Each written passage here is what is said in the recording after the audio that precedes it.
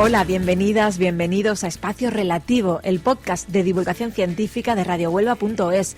En este capítulo, en esta aventura, nos vamos a detener en los incendios forestales.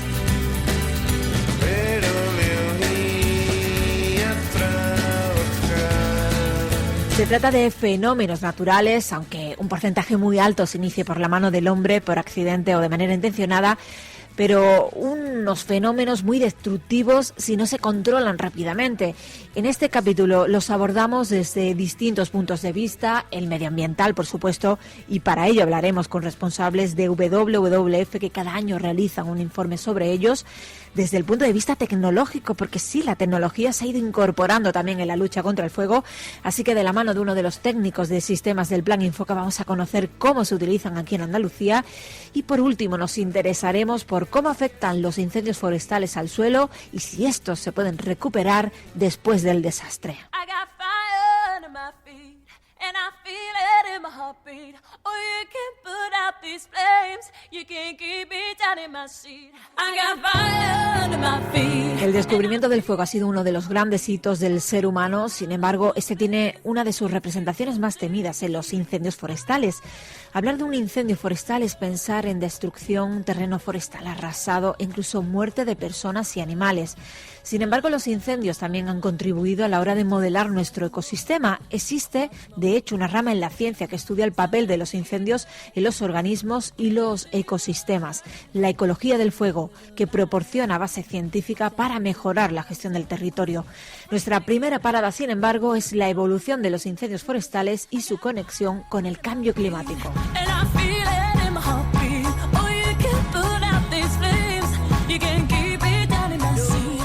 Los incendios forestales son fenómenos naturales, pero tienen causas diversas. De hecho, es muy llamativo que la mayoría se produce por la mano del hombre, por negligencias o intencionadamente.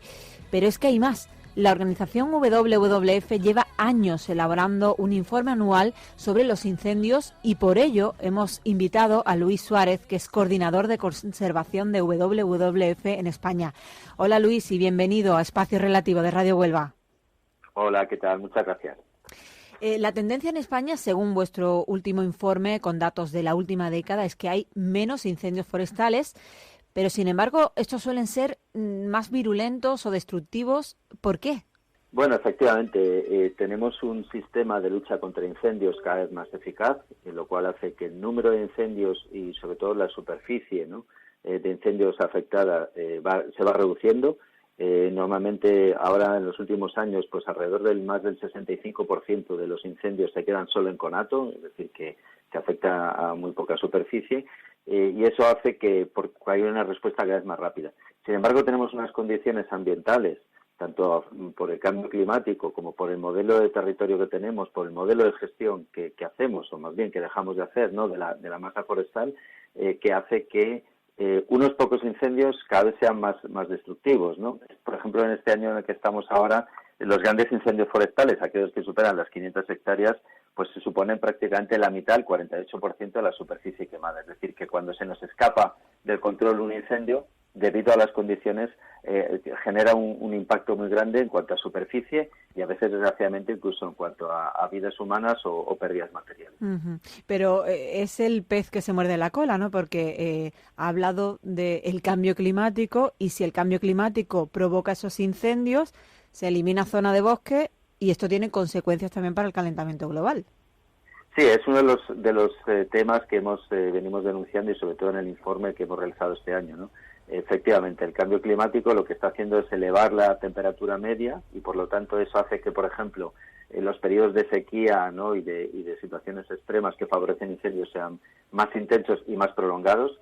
Se ha incrementado en varias semanas la media del periodo, de mayor riesgo para los incendios y eso hace que, digamos, cada vez tengamos más incendios más virulentos. Pero además, al desaparecer esa superficie de bosques, lo que tenemos es que desaparece una superficie capaz de retener el CO2 y, por lo tanto, de combatir contra ese cambio climático, con lo cual el cambio climático se intensifica, ¿no?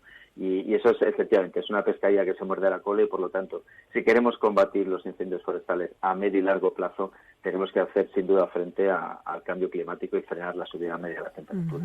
Me llama también la atención que la pérdida de ecosistemas puede traer, según vuestro informe, enfermedades nuevas. ¿Cómo se explica eso? Sí, justamente con el inicio de esta desgraciada pandemia, ¿no?, que estamos sufriendo, lanzamos un informe que se llama Impacto Biodiversidad y Pérdida de Naturaleza y Impacto de las Pandemias. ¿Por qué? Porque en los sistemas complejos, como pueden ser sobre todo selvas tropicales y esas grandes superficies de bosque, lo que tienen es relaciones muy complejas donde hay especies de todo tipo que se mantienen en equilibrio. Cuando nosotros deforestamos, cuando rompemos esos grandes bosques, lo que estamos es alterando esos equilibrios y, por lo tanto, lo que estamos es favoreciendo la presencia de determinadas especies que pueden ser, por ejemplo, vectores o transmisores de estas enfermedades.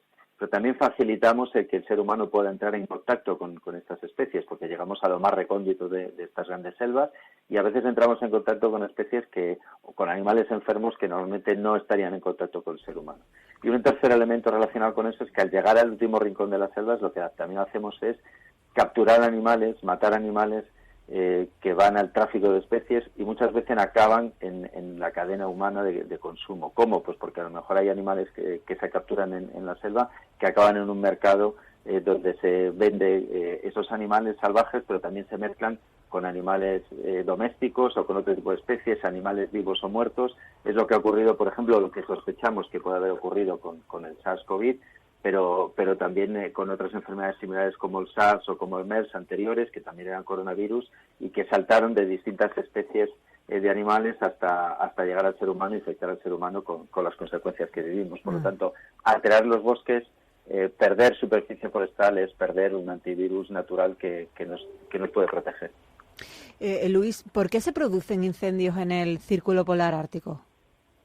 Bueno, estamos otra vez con el tema del cambio climático, ¿no? Las condiciones se ven alteradas y por lo tanto se incrementa esa temperatura, se incrementa esos periodos de sequía y son bosques que no están muy preparados ante esta situación, ¿no? No son tipos de bosques acostumbrados a luchar contra esta sequedad y por lo tanto son muchísimo más sensibles ante el fuego, ¿no? Y sufren muchísimo ante el fuego y hay una expansión muy grande de estos fuegos también por el tipo de bosque que es.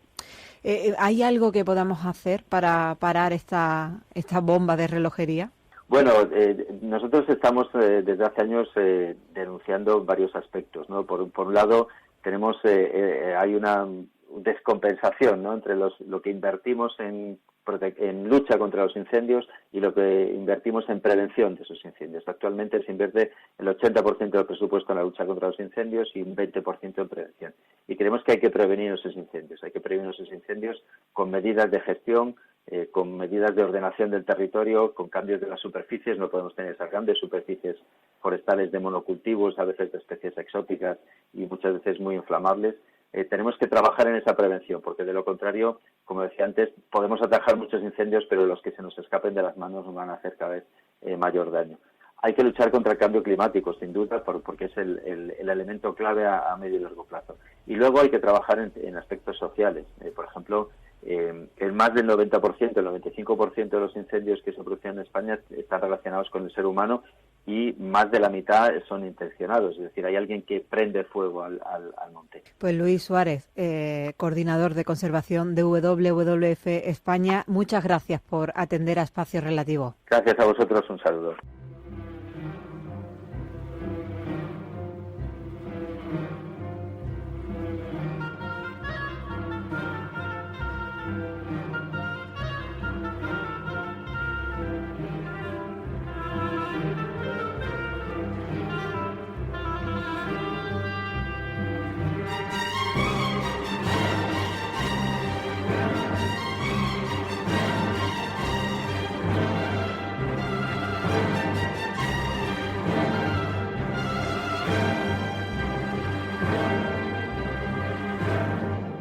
El Big Data, drones, satélites, Hoy en día son muchos los elementos tecnológicos que se utilizan en la lucha contra los incendios forestales. En Andalucía, el Plan Infoca ha interiorizado esa idea y a día de hoy utiliza diversos sistemas para desarrollar su labor. Por eso hemos invitado a Amador Moreno, técnico de sistemas en emergencias del Plan Infoca, a Espacio Relativo.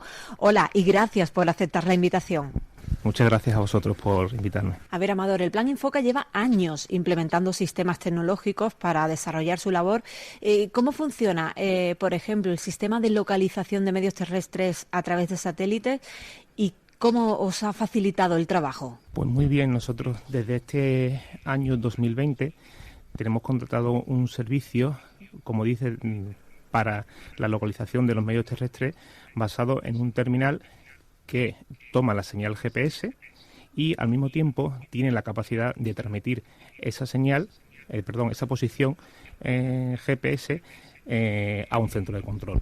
Igualmente, la ventaja que tiene este tipo de sistema es que las emergencias por incendios forestales se desarrollan en entornos rurales, donde en ocasiones la cobertura de telefonía móvil pues o es escasa o no existe. Entonces, en esas situaciones, este tipo de dispositivos permiten asegurar la posición de todos nuestros medios, puesto que son capaces, por un lado, de recoger la posición GPS a través de la constelación de satélites GPS y, por otro lado, una vez que tiene esa posición, poderla enviar a un centro de control a través de otra constelación de satélites, en este caso globales. Entiendo que es importante en un incendio forestal saber en todo momento dónde están los efectivos y dónde están los medios, ¿no? Efectivamente. Mejora notablemente, por un lado, la seguridad, es decir, tener controlados dónde están todos nuestros medios y recursos, y por otro lado, desde el punto de vista operativo, nos permite planificar las estrategias y tácticas a desarrollar para que finalmente pues podamos dar por controlado el mismo. Desde hace varios años también tengo entendido que utilizáis drones. ¿En qué momento se usan? Los drones empezamos a utilizarlos en el año 2018, esta sería la tercera campaña, y se utilizan en el periodo nocturno, justo cuando los medios aéreos tripulados, es decir, tanto helicópteros como aviones, ya no pueden operar cuando llega el ocaso, y justo en ese instante, hasta digamos en el año 2018, pues carecíamos de esa información cenital, con esa perspectiva aérea durante el periodo nocturno. Gracias a este tipo de aeronaves no tripuladas, pues podemos tener información en tiempo real en esos periodos nocturnos que antes no teníamos información. O sea que es importante también para que se pueda estar, digamos, 24 horas pendiente de un incendio forestal cuando éste lo necesita. Efectivamente, nuestros técnicos analistas y la dirección de extinción necesita tener cuanto más información para que la toma de decisiones sea más fácil. Entonces, en ese sentido, el disponer de este tipo de aeronaves pues nos da información operativa durante los periodos nocturnos. ¿Información operativa en qué sentido? Pues podemos localizar exactamente por dónde van los frentes de llama, posibles focos o puntos secundarios, o establecer en todo momento el perímetro que va alcanzando el incendio en cada momento. ¿Y los medios tradicionales o que se utilizan desde hace mucho tiempo, esos también se han mejorado tecnológicamente, Amador? Sí, efectivamente, pues tanto todos los medios aéreos, helicópteros y aviones, pues lógicamente van dotados cada día más de distintos sistemas, ¿vale?, que nos aportan igualmente información tanto, como he dicho, igual operativa, de frentes, puntos, etcétera, imágenes invisibles, imágenes térmicas, y al mismo tiempo todos los medios aéreos también van dotados de sistemas de posicionamiento, con lo cual podemos saber en todo momento dónde está esa aeronave, el recorrido que hace, e incluso, por ejemplo, saber la localización de las descargas de agua que hace en cada momento. Y antes de los incendios, quiero decir, tengo entendido que hay sistemas que se utilizan, incluso el Big Data, para predecir incendios. No sé si eso también lo utilizáis vosotros, utilizáis previsiones para saber en qué puntos de Andalucía pueden ser, digamos, más sensibles a un incendio forestal. Nosotros en el Plan Infoca, yo tengo un grupo de compañeros que son los llamados técnicos analistas, que diariamente parte de su trabajo está efectivamente en recopilar toda esa información para establecer, digamos, zonas o épocas en las que el riesgo por incendio es más alto y de esa manera poder organizar los medios que tiene el Plan Infoca acorde a esa situación de riesgo que tenemos en Andalucía. No sé si a lo mejor estoy pensando ya demasiado en el futuro, pero ¿sería posible que, no sé, dentro de unas décadas, dentro de unos años, se pudieran utilizar robots, por ejemplo, para apagar las llamas, o el factor humano sigue siendo muy importante a la hora de intentar sofocar un incendio forestal? Aquí te diría dos cosas. Yo soy de los que pienso que nada es imposible y que bueno que todo puede llegar. Y efectivamente el uso de nuevas tecnologías, tanto en la emergencia por incendios forestales como creo que en cualquier ámbito, pues son cada día más necesarias. Pero en ese sentido también pienso que la labor del hombre siempre es imprescindible, puesto que tenemos máquinas, herramientas, robots, drones, cámaras, sistemas, pero todos ellos tienen que estar siempre interpretados, controlados y manejados por una persona humana. Amador Moreno, técnico de sistemas de emergencias del Plan Infoca, gracias por aceptar la invitación de Espacio Relativo. Muchísimas gracias a vosotros.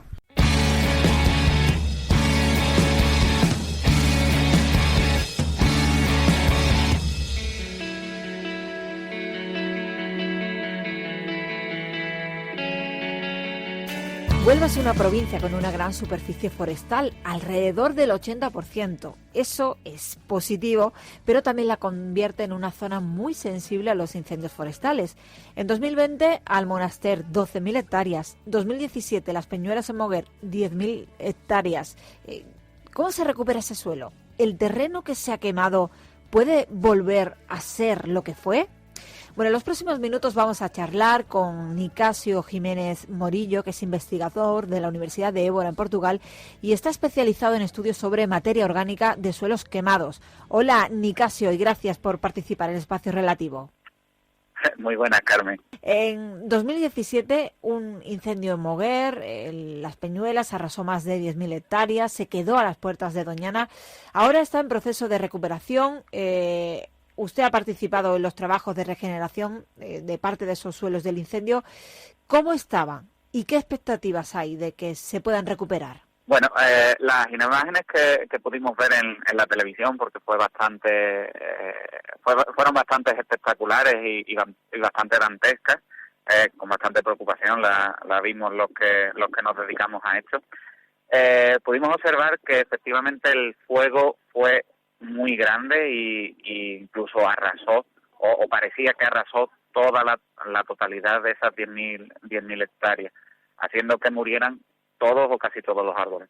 Sin embargo, es verdad que un mes después, unos compañeros, un grupo de trabajo en el que yo también participé, hicimos un par de visitas. Una fue justo al mes de que ocurriera el incendio y otra en la parte en el mes de noviembre, donde ya recogimos muestras.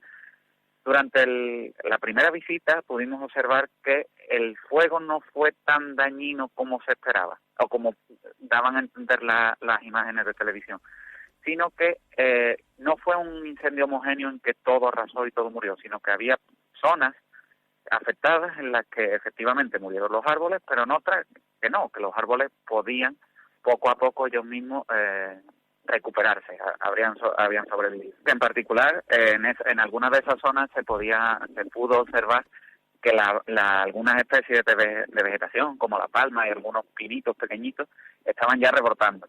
Por tanto, las actividades de restauración no debían ser, o nosotros pensábamos que la restauración no debía ser en plan homogéneo, sino ir caso a caso o área a área, de una forma muy particular, porque así es como se podría recuperar. También ha formado parte de una investigación que señalaba que esa generación suele ser muy prolongada en el tiempo, que se pueden tardar décadas en que el suelo vuelva, digamos, a una situación similar a la que estaba antes del incendio. ¿Eso puede pasar también en Doñana? Sí, por supuesto. Muchas veces nosotros vemos que la restauración es más rápida en la recuperación de vegetación, pero muy poca gente o casi nadie se fija en la calidad del suelo y sobre todo en la parte, en la fracción viva, que es la que nosotros llamamos la fracción viva del suelo, que es la materia orgánica. Entonces, la materia orgánica, que es lo que nosotros observamos en ese trabajo, que fue de los pocos que se ha hecho por la complejidad que tiene la propia materia orgánica a nivel molecular y de composición, hace que su vuelta a la etapa principal o a la etapa óptima, que nosotros creíamos que era antes del incendio, era la óptima, pues puede tardar décadas. Eso no es problema. También va a depender de la actividad. Hay veces que la restauración en sí hace más daño que no dejar que la naturaleza siga su curso. Lo que pasa es que es verdad que tenemos que darle más importancia a la materia orgánica del suelo. Eso le iba a preguntar, ¿por qué es tan importante la materia orgánica del suelo? Pues a pesar de la dificultad que tiene de estudiarla y conocerla, la materia orgánica es considerada como el principal determinante de la salud del suelo. Es decir, es la que nos va a indicar cómo de sano y cómo de fértil es un suelo. Y ese concepto de salud se refiere únicamente o específicamente a cómo las propiedades físicas, químicas y biológicas de los suelos están relacionadas con una mayor productividad o una productividad agrícola y forestal sostenible con un impacto mínimo, con un impacto ambiental mínimo. ¿Qué ocurre? Que esta materia orgánica es muy sensible. Ese diagnóstico que nos va a dar la salud es muy sensible. Entonces, pequeñas alteraciones puede causar problemas enormes, como por ejemplo los incendios forestales y el cambio climático, que a su vez está relacionado con problemas o está interconectados con esos problemas o esas alteraciones. Es decir, a mayor incendio hay una mayor liberación de carbono, porque el suelo es uno de los mayores reservorios de carbono que hay en la Tierra, en los ecosistemas terrestres, y entonces una pequeña alteración de esa materia orgánica puede hacer que se libere una cantidad enorme de CO2 que produzca el aceleramiento la aceleración del cambio climático, de efectos de cambio climático, que a su vez aumenta el número de incendios. Entonces esto es un ciclo. Nicasio Jiménez Morillo, investigador de la Universidad de Évora en Portugal. Gracias por estar este rato aquí en Espacio Relativo. Muchísimas gracias, Carmen, y gracias por la invitación. Amo tu suelo, cuerpo celeste, amo tu piel. Las organizaciones internacionales como la FAO, la Organización de las Naciones Unidas para la Agricultura y la Alimentación, calculan que cada año arden entre el 3 y el 4% de la superficie terrestre. Existe un servicio de monitoreo atmosférico llamado Copérnico, que es una iniciativa de la Comisión Europea y la Agencia Espacial Europea, que en 2019 observó una actividad incendiaria excepcional por su severidad y por las emisiones. Desde hace pocos años se habla de los incendios de sexta generación, más virulentos e intensos, que por sí solo modifican las condiciones climáticas, pueden llegar a recorrer 4.000 hectáreas en una hora.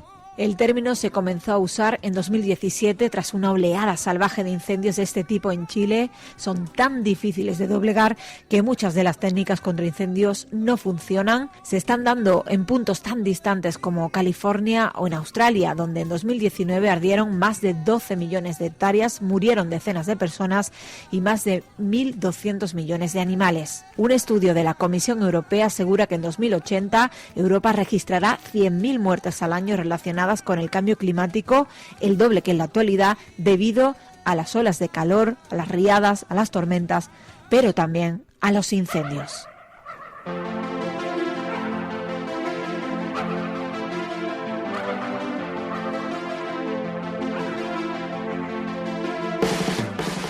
Pues así vamos a terminar. Si quieren ponerse en contacto con el programa pueden escribir a cmarquez@prisaradio.com y seguirnos en las redes sociales de Radio Huelva y en la cuenta de Instagram cmarquez_d.